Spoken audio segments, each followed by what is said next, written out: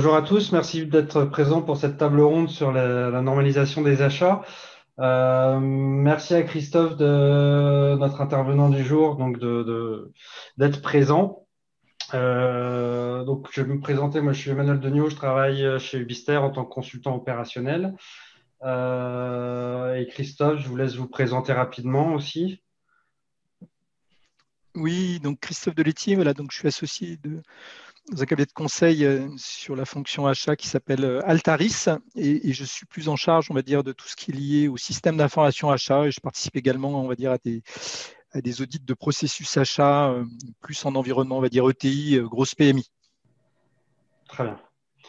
Très bien. Donc, on a prévu aujourd'hui de parler de quelques sujets achats, notamment trois gros sujets, mais toutes les questions sont les bienvenues. Si les participants à cette table ronde, vous avez des questions sur d'autres sujets, elles sont les bienvenues aussi. Donc, premier sujet qu'on voulait évoquer, c'est la facture électronique. Un deuxième sujet qui était sur la conformité réglementaire et les évolutions sur ce sujet-là. Et le dernier point était la partie digitale. Voilà, tout ce qui se passe dans le monde des achats au niveau digital et les dernières évolutions qu'il y a eu. Euh, voilà. Et n'hésitez pas, dans le fil de la discussion, à poser vos questions. Christophe, c'est à vous. C'est à moi, d'accord. Si des personnes là posent des questions, on va les voir dans le chat en direct ou elles sont reprises et vous les... Oui, on va le voir dans le chat a priori. Les personnes qu'on voit là présentes et le monsieur qui était là avant avec nous peut éventuellement relayer d'autres questions, mais il les relaiera aussi dans le chat. Donc normalement, tout va passer par le chat. D'accord. J'essaierai de. Ok, non, non, c'est clair. Ouais, J'essaierai de vous avez faire la un réponse. commentaire. Alors, peut-être voilà, premier sujet là, par rapport auquel vous m'avez sollicité, donc sur la facture électronique. Donc la facture électronique, en termes de définition, c'est une facture qui est, on va dire, dont l'original pour le fisc est le format électronique et pas le format papier. Ce qui veut dire que le fait, par exemple, de scanner comment dire, de scanner une facture papier, puis après de la numériser, de la rentrer dans un système, l'original reste la facture papier. Donc par rapport à ça, bah, c'est un sujet qui date maintenant depuis le début des années 2000, hein, puisque les premières législations européennes et puis française, puis après c'est décliné pays par pays, j'allais dire, date de cette époque-là. Alors pourquoi c'est un sujet important pour les États? C'est parce qu'il y a en France, on considère que la fraude, la fraude, comment dire, au niveau de la TVA est de l'ordre d'à peu près de 15 milliards d'euros par an. Donc c'est assez énorme. C'est aussi une des raisons pour lesquelles l'Italie a mis en place une plateforme l'année dernière. Donc, c'est un vrai sujet pour les États. Et puis, il y en a un deuxième, c'est le fait d'arriver à payer, j'allais dire, en temps et en heure, on va dire, ses fournisseurs, et en particulier les PME qui n'ont pas toujours, j'allais dire, des volants de trésorerie nécessaires. On considère, enfin, à un moment donné, alors il faut toujours être prudent avec les statistiques, hein, mais que les problèmes du délai de paiement, hein, c'est aussi pour ça que la loi LME les a encadrés pour les réduire, sont à l'origine d'à peu près 20 à 25% des défaillances d'entreprises en France. Voilà, dans le passé. Donc, c'est un sujet qui est clé. Le constat qui a été fait suite à ces premières législations qui datent du début des années 2000, c'est que ça se déployait, en tout cas en France, assez mal, de manière générale d'ailleurs dans les pays latins. En Angleterre, ça fait longtemps que c'est fait. Aux États-Unis, ça s'est fait aussi assez facilement parce qu'ils sont beaucoup moins regardants, on va dire, sur on va dire, les modalités de mise en œuvre et les contrôles à réaliser. Et donc, il y avait un bilan, je crois que je ne sais plus quelle entreprise avait fait ça, une étude qui a été faite en 2016. Et on considérait en France qu'il y avait à peu près 20% des factures qui étaient dématérialisées au sens fiscal du terme. Ce qui veut dire on restait avec du format papier. Alors, même si on échangeait, j'allais dire, parce que il y a un certain nombre de contraintes qui sont associées en France à l'émission et à l'échange de données électroniques. Pour que ce soit dématérialisable fiscal. Donc voilà, je ne vais pas rentrer dans les détails, mais c'était des choses qui font que ça s'est peu déployé.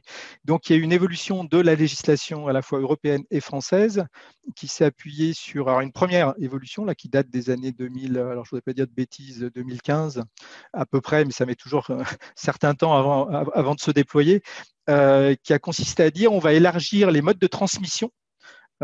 Puisqu'avant, il y avait deux modes de transmission qui étaient autorisés. En fait, c'était ce qu'on appelle un fichier au format EDI, de l'échange de données informatisées, donc des fichiers structurés, mais avec un certain nombre de contraintes. Il fallait un contrat spécifique avec le fournisseur, il fallait reconstituer une facture qui soit lisible pour le fisc, etc. Et puis une facture type PDF qui était signée électroniquement.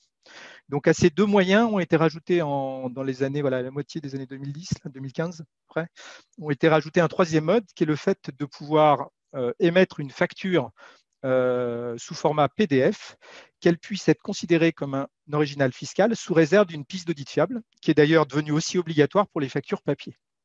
Alors, une fois qu'on a dit ça, il faut toujours, pareil, quelques temps avant que ça bouge. Mais ça a entraîné un certain nombre d'évolutions, et notamment un des constats qui a été fait, c'est que la signature électronique, c'est compliqué à déployer, et puis ça a un certain coût, tant côté fournisseur que côté acheteur.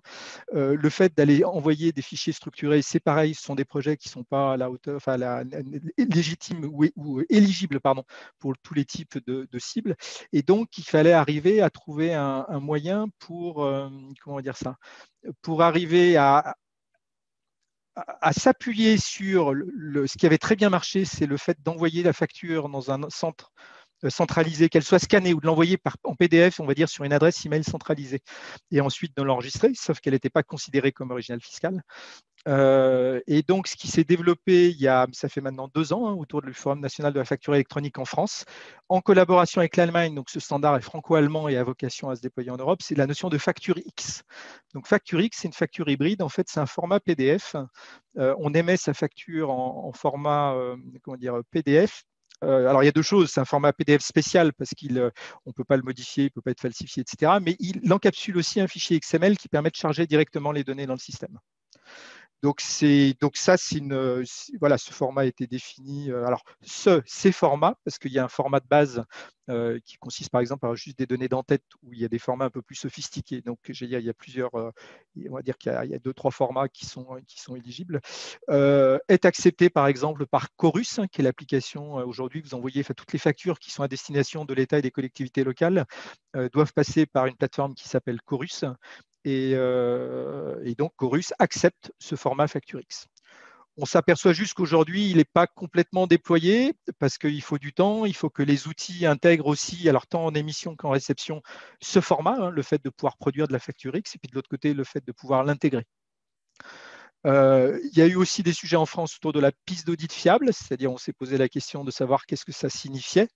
En gros, c'est quoi une piste d'audit fiable? Alors, pourquoi on s'est posé la question? Parce qu'en France, on se méfie toujours, et tant qu'on n'a pas des retours d'expérience, on va dire, de contrôle du fixe qui explique comment ça se passe, j'allais dire, et comme il n'est pas décrit précisément ce que c'est qu'une piste d'audit fiable, on s'est posé beaucoup de questions.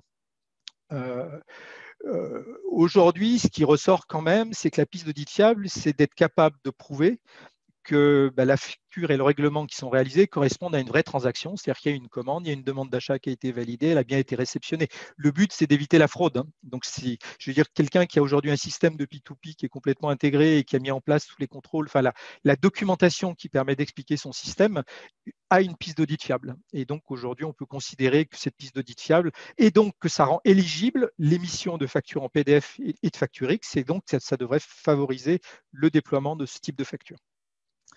Dernier élément peut-être sur la facture électronique. C'est tout récent, et puis ça date de la loi de finances de fin 2019. J'allais dire, l'État français, pour le coup, a décidé que l'émission, l'émission de facture entre assujettis à la TVA, c'est très précis, devrait obligatoirement être électronique entre au minimum 2023 et 2025. Par rapport à, donc ça date de décembre. Ils ont lancé une étude pour définir un petit peu les modalités, c'est-à-dire comment ça allait se passer. Finalement, on laissait le marché, les opérateurs du marché gérer cette transformation avec les clients, ou est-ce que l'État avait un rôle à jouer dedans? Ça, c'est le premier point. Et puis, ils ont commencé aussi à préciser, j'allais dire, cette période 2023-2025. Donc, un rapport a été déposé à l'Assemblée nationale, donc qui est en discussion depuis début novembre, donc c'est tout récent. Donc, en gros, il y a deux choses qui en ressortent. C'est qu'à partir de 2023, on sera obligé d'être capable de recevoir, puisque certains pourront émettre Donc, l'obligation de recevoir du format électronique sera obligatoire dès 2023. Et à contrario, pour les missions, ils vont faire un échéancier, un petit peu comme ils l'ont fait pour le public, là, pour Chorus Pro.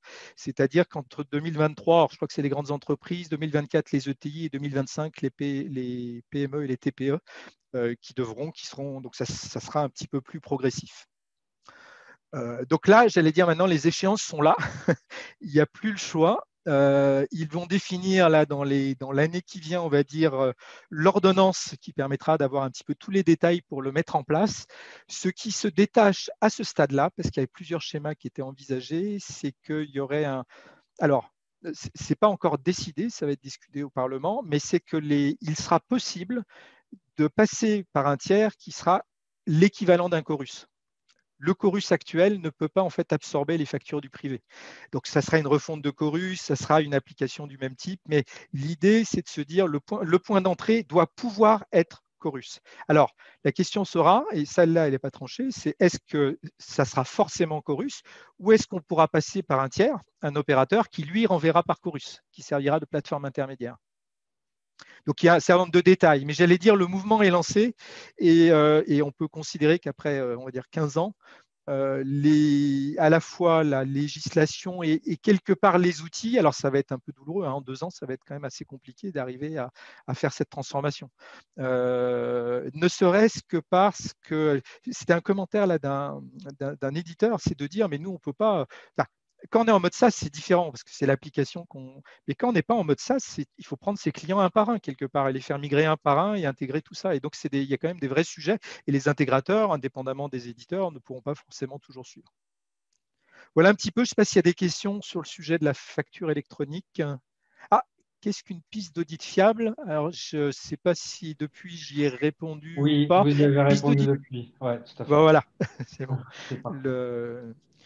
Donc voilà, ça c'est un premier gros driver, donc facture électronique. En termes de normes, on a un deuxième, c'est que depuis ce que j'appelais la conformité réglementaire, en fait depuis les années 2010, donc 2010 c'est la norme ISO, j'ai plus, enfin, responsable, pardon, RSE.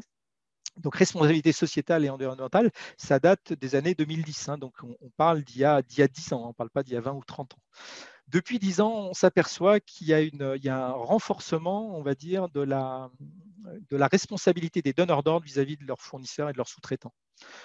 Donc, 2011, pour donner un exemple en France, c'est ce qu'on a appelé, alors c'est la loi pour le travailleur détaché, donc ce qu'on appelle l'obligation de vigilance, c'est-à-dire le fait pour les prestataires d'être obligés de fournir tous les 6 mois un CABIS, alors il y a le CABIS, il y a l'attestation URSSAF et il y a publié la liste des travailleurs étrangers, j'allais dire, qui travaillent donc pour le compte de ce sous-traitant chez ce client. Donc, c'est une publication. Donc, suite à ça, alors ça a mis aussi un certain nombre d'années à se déployer. Hein. Il y a encore des entreprises dans lesquelles, puisque pour le coup, c'est valable pour tous les types d'entreprises. Là, il n'y a pas de notion de seuil. Donc, il y a des plateformes qui se sont créées pour gérer ce service, que c'était en fait, ça prenait un temps fou à la fois aux fournisseurs et aux clients, j'allais dire pour gérer toute cette documentation au niveau semestriel. Donc, en France, on a 4-5 plateformes qui se sont créées, j'allais dire, pour mutualiser ce service-là. Et puis, on a eu 2 évolutions plus récentes. On a la loi Sapin 2. Donc, la loi Sapin 2, c'est une loi qui a été publiée en fin 2016-2017, donc qui est plutôt qui est un plan de prévention des risques contre la corruption. Donc, c'est une loi qui s'applique pour le coup à toutes les entreprises en France, voilà, qui ont au moins 500 collaborateurs et qui font à peu près 100 millions d'euros de chiffre d'affaires, enfin, au-delà de 100 millions d'euros de chiffre d'affaires. Et ça a une spécificité, cette loi, alors indépendamment du fait que, pareil, hein, les choses se mettent en musique, mais personne n'est pas fait sur ce sujet-là aujourd'hui dans la manière de répondre à la question. Alors, on est plutôt dans une loi c'est plus ce qu'il recommande, hein, qui oblige les entreprises à se doter d'un plan d'action. C'est-à-dire, l'idée, c'est qu'elles aient un plan de prévention, en fait, sur l'aspect anticorruption, alors tant vis-à-vis de leurs clients que vis-à-vis de leurs collaborateurs, que vis-à-vis de leurs sous-traitants. Donc, d'un point de vue achat, on va dire que c'est du point de vue des fournisseurs. Et donc, ça passe par 2 choses. C'est l'existence d'un référentiel fournisseur unique. Alors, je ne connais pas le contexte de vos entreprises respectives, mais il y a quand même beaucoup d'entreprises en France, dès qu'elles se déploient à l'international, même en France, j'allais dire, qui sont multi-ERP, multi-système, multi-base fournisseurs. Donc aujourd'hui, ça s'appuie sur, un des prérequis pour mettre en place et faire une cartographie des risques au niveau groupe qui s'y prête, c'est d'avoir un référentiel fournisseur et d'avoir des indicateurs de capture de qualification du risque qui sont propres à l'entreprise et qui sont modélisés et qui doivent pouvoir être opposables s'il y a un audit aujourd'hui de l'Agence française anticorruption. Donc, cartographie des risques et pour les fournisseurs risqués, plan d'action et qu'est-ce qu'on fait, et éventuellement d'ailleurs interdiction de travailler avec un fournisseur au titre donc c'est aussi des mouvements qui se mettent en place et qui ont un certain nombre d'impacts, on va dire, sur la fonction achat, avec un levier, une opportunité pour moi, c'est que pour travailler là depuis 20 ans on a quand même, y compris dans les ETI ou dans des grosses PMI, des contextes qui sont multisystèmes parce que c'est lié à l'histoire, c'est lié au fait que les BU peuvent faire des métiers différents, qu'elles sont équipées de RP différents ou d'outils différents. Et pour un acheteur ou un directeur achat, ne pas connaître son spend, ne pas connaître sa base fournisseur, c'est quand même la base. Et donc, alors certaines entreprises l'ont fait, l'ont mis en place. Il y a encore beaucoup d'entreprises en France qui en sont loin et qui n'ont pas ce minimum. Si vous voulez, si on parle de fondation pour une pratique achat, pour moi, il y a les data. Donc, les data, c'est d'être capable de savoir ce qu'on dépense et sur quel type de catégorie d'achat on le dépense, voire idéalement d'aller à un niveau, on va dire, produit, notamment quand on est sur de l'achat direct. Il y a la base fournisseur, qui est c'est finalement quand on voit qu'on externalise aujourd'hui ou que la part, on va dire, de la dépense fournisseur correspond à 70% du chiffre d'affaires dans de nombreux groupes, voire plus. Alors, ça peut être un peu moins, mais j'allais dire c'est extrêmement important. Donc, j'allais dire, c'est un enjeu, j'allais dire, de connaître avec qui on travaille. Alors, c'est un enjeu achat, c'est devenu aussi un enjeu réglementaire. Donc, voilà, il y a pour moi un levier de… Alors, voilà. Je reviendrai après la question sur le format FactureX. Dernière loi, alors qui touche plutôt à on va dire à des grands, enfin à des groupes un peu plus importants, parce que c'est au-delà de 5000 collaborateurs. J'ai plus le chiffre d'affaires en tête. C'est la loi sur le devoir de vigilance. Donc là, on est sur la notion de se fixer une feuille de route en termes de développement durable et d'être capable de justifier de ce qu'on a fait par rapport à la feuille de route qu'on a définie. Donc, tous ces sujets se rejoignent aujourd'hui, conformité réglementaire, achat responsable, et on voit une évolution assez importante, on va dire, des pratiques achats autour de ça, indépendamment de leur métier évidemment traditionnel, qui est de définir des stratégies d'achat par catégorie, d'avoir des plans ou des objectifs, on va dire, alors de réduction ou en tout cas de réduction de coûts. Donc ça reste prégnant. On va dire que c'est des choses qui se relativisent aujourd'hui et que le sujet on va dire, de la base fournisseur, de la gestion des risques. Alors, on a parlé de risques réglementaires, de risques d'image avec l'aspect développement durable. On peut également parler comment dire ça, de risques, je veux dire liés à la crise qu'on vient de connaître, de supply chain. C'est-à-dire qu'aujourd'hui, j'entendais, mon associé était un ancien directeur achat, il a commencé il y a 40 ans chez Renault, et donc il disait, lui, quand il a commencé le métier, le but c'était que on livre en temps et que la qualité soit là. C'est ça le métier d'acheteur. Donc, quand il a démarré, il y a 40 ans, 30 ans, etc., pour être un petit peu simplificateur. Et aujourd'hui, j'allais dire, il y a des vrais… Alors, ça dépend des industries, ça dépend des sujets, mais j'allais dire, il y a un certain nombre d'entreprises. La notion de risque, parce qu'il va y avoir quand même, il y a eu, et puis il va y avoir des défaillances fournisseurs. Donc, la notion à un moment donné, à la fois de risque, de comment je le gère, d'agilité pour être capable, j'allais dire, de trouver des sources alternatives si jamais il y a un problème. Parce que le risque, c'est bien beau de l'évaluer, mais à un moment donné, il faut trouver une manière de ce qu'on dit, voilà, de le gérer, de faire que si ce risque s'avère, je veux dire, on a une solution de repli ou une solution qu'on active pour limiter le risque d'ores et déjà. En parallèle, un mouvement, je serai très rapide là-dessus, sur la partie achat responsable. Donc là, je parlais de la norme ISO sur la partie RSE de 2010. La première norme achat responsable internationale date de 2017. Alors je ne sais plus comment elle s'appelle, donc c'est une norme ISO. C'est pas une norme, c'est une norme au sens de guideline. C'est pas une norme au sens de il faut être certifié. On ne peut pas être certifié sur cette norme-là. Et puis il y a aussi de gros travaux en France qui sont faits notamment par l'OPSA, l'Observatoire des achats responsables, qui a publié à la fois un référentiel d'indicateurs et qui avec la médiation des entreprises, labellise des entreprises sur la notion de, alors je ne sais plus le terme exact, c'est relations fournisseurs et achats responsables. Et on s'aperçoit, c'est pareil, c'est un mouvement qui est accéléré avec ce qui se passe en ce moment, mais c'est un mouvement.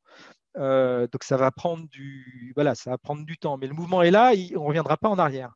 Et donc aujourd'hui, il considérait que d'avoir ce label, c'est quelque chose qui peut être moteur vis-à-vis de son écosystème, tant vis-à-vis de ses clients, alors qu'ils soient des clients dans le B2C ou des clients B2B, mais aussi vis-à-vis de ses fournisseurs. Voilà. Donc c'est deuxième, on va dire, sujet à la fois de conformité. Et là, je participais il y a eu la journée du Centre national des achats qui a eu lieu là il y a 2 jours.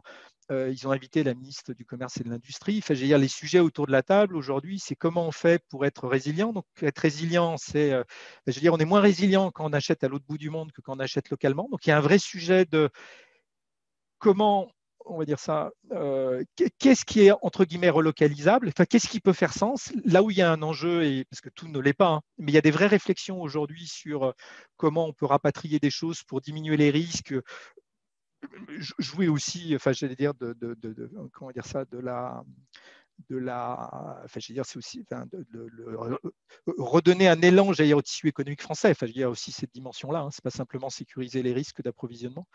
Donc, on voit des vrais mouvements et on voit un deuxième mouvement, alors qui était déjà existant, mais c'est comment je crée, en tout cas avec mes fournisseurs stratégiques, une relation, on va dire, un peu durable, long terme, et plus des relations où je change, j'allais dire, tous les 3 ans, je fais un appel d'offres, tous les ans, je fais un appel d'offres.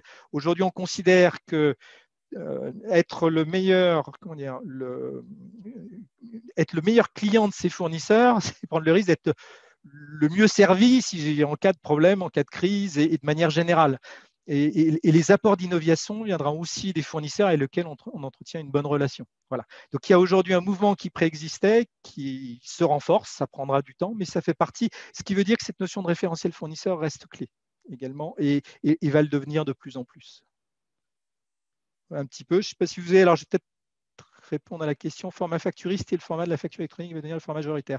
Alors non, le format Facturix, il a vocation en fait à traiter des factures qui sont émises sous format PDF, mais on aura toujours du fichier structuré. On pourra toujours faire de la facture électronique. Il y a différents. Alors, ce qu'est en train de faire le Forum national de la facture électronique en France, c'est de normaliser les formats. Parce qu'un des gros problèmes du déploiement, on va dire, de la facture électronique, alors en France et dans d'autres pays, c'est que les opérateurs n'ont pas pris les mêmes formats et qu'ils ont du mal à se parler entre eux. Et donc, il y a un travail qui est fait pour essayer d'avoir un peu des standards. Mais le format Facturix en lui-même, autant il va bien s'adresser, il ne s'adressera pas à tout le monde. Enfin, en tout cas, il ne sera pas le format. Alors, majoritaire, on peut l'espérer, ce n'est pas le cas aujourd'hui. Exclusif, non.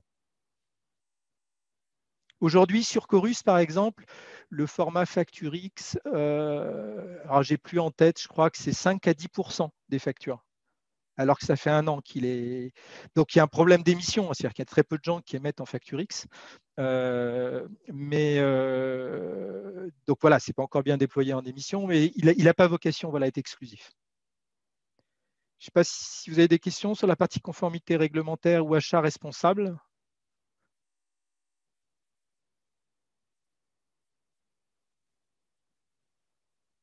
Non, en tout cas, c'est très intéressant. Merci beaucoup. C'était top, cette partie-là. Alors peut-être 2-3 minutes parce que je vois qu'on a peu de temps sur la Digital. partie un peu évolution des outils pour le monde des achats. Donc on a connu les suites achats là, au début des années 2000, des Ariba, Ivalua, Bravo Solutions ou autres qui se sont déployés. On voit depuis une dizaine d'années, entre 5 et 10 ans, une nouvelle vague d'acteurs arriver, des startups qui viennent adresser des niches, on va dire. C'est-à-dire qu'aujourd'hui, les solutions achats, on va dire des années 2000 pour faire simple, qui sont quasiment des ERP achats, c'est-à-dire qu'elles ont une couverture, alors pas parfaite, mais très complète des processus achats du source to pay avec le SRM, l'analyse des dépenses, etc. Aujourd'hui, on voit une vague d'acteurs arriver et qui prennent le sujet par des bouts qui ne sont pas traités par ces solutions-là. Donc, exemple, prenez une solution comme Silex et une solution qui permet de faire de l'aide au sourcing. Donc, ils ont référencé toutes les bases. Ils ont récupéré, parce qu'il y a de plus en plus d'open data en France, là, toutes les entreprises, ils vont faire du web scrolling, ils récupèrent des données à droite et à gauche, et j'allais dire, ils aident. Donc aujourd'hui, ils sont en train de travailler là-dessus. Hein. Ils ont gagné une 50aine de comptes l'année dernière. Donc ils ont vraiment démarré en 2018-2019. Donc voilà, de l'aide au sourcing. Vous avez aussi de l'aide au sourcing sur la partie innovation. Donc je vous donne juste des exemples, parce qu'il y en a d'autres qui s'appellent IDX Lab. Donc c'est pareil, dans un monde ouvert où j'ai accès aux données, alors que ce soit sur le web, dans des bases brevets, dans des bases d'open data, c'est comment j'aide finalement une entreprise à trouver des acteurs innovants par rapport à une réflexion que j'ai. Il y a des sujets que je veux adresser. Vous avez des sujets sur la gestion des risques. Donc, on a parlé un peu des plateformes là, sur l'obligation de vigilance tout à l'heure. On voit, je vais vous donner pareil un exemple sur il y a une augmentation de la fraude au faux virement bancaire ou aux faux fournisseurs qui est extrêmement importante et qui croît chaque année en France. Donc, c'est considéré parmi les top 3 au niveau des directions financières. Donc, on voit des acteurs aujourd'hui, alors je vais vous donner deux exemples, là, Trusper, qui s'appuie d'ailleurs sur Cepamel, qui est un autre acteur, qui permettent, j'allais dire, de contrôle en temps réel de la cohérence du RIB par rapport aux sirènes du fournisseur, par exemple, avec des accords interbancaires. Donc, on voit des choses de niche. Donc, ce que je dis quand je donne des cours un petit peu à mes étudiants, c'est aujourd'hui, regardez pas, voilà, quand vous parlez de plateforme achat, il y a les gros, ceux qu'on voit, et il y a plein d'acteurs de niche qui peuvent apporter de la valeur. Après, ça dépend un peu des besoins de chaque entreprise, mais il y a une vraie évolution et une vraie offre aujourd'hui pour les départements achats pour aller traiter des problématiques, on va dire, un peu plus verticales. Et si on reprend, et je vais conclure là-dessus, après je laisserai 2 minutes pour les questions, les prédictions du Gartner là, sur le monde des systèmes d'information achat ou du digital là, de 2019, il disait aujourd'hui les solutions n'ont pas vocation à couvrir tout, mais à être capable de s'intégrer avec tout. C'est-à-dire, on parle beaucoup plus aujourd'hui de systèmes qui sont capables de se connecter en quelques jours avec d'autres systèmes. Donc, si je prends aujourd'hui un référentiel fournisseur, j'ai l'exemple d'un client chez qui on l'a mis en place, j'allais dire, il va se connecter pour contrôler les RIB avec telle plateforme, l'obligation de vigilance, ça va être une autre. Pour la partie RSE, il va se connecter avec, par exemple, une plateforme comme Ecovadis pour avoir le score Ecovadis. Pour les aspects plutôt économiques, analyse financière, il va aller se connecter avec une plateforme comme Altares ou BVD, Bureau van Dijk. Et donc aujourd'hui, l'idée pour les achats, c'est d'avoir, une fois qu'elles ont mis en place ce socle référentiel fournisseur, on va dire les pontages ou les liens pour accéder directement à ces plateformes qui permettent d'avoir une vue 360 sur le fournisseur à partir d'un point d'entrée unique. Voilà. Donc il y a 1 minute pour les questions. J'ai compris qu'il ne fallait pas dépasser. C'est ça, on a même eu la sonnerie. Alors, C'est pour ce que je viens de l'instant, pas voir. de questions sur le chat. C'est très intéressant. Merci beaucoup, Christophe, pour cette mise au point sur tout ce qui se fait aujourd'hui. Du coup, pas de questions. S'il n'y a pas de questions dans la minute, dans les 30 secondes qui viennent, on va pouvoir s'arrêter là. On va attendre un petit peu.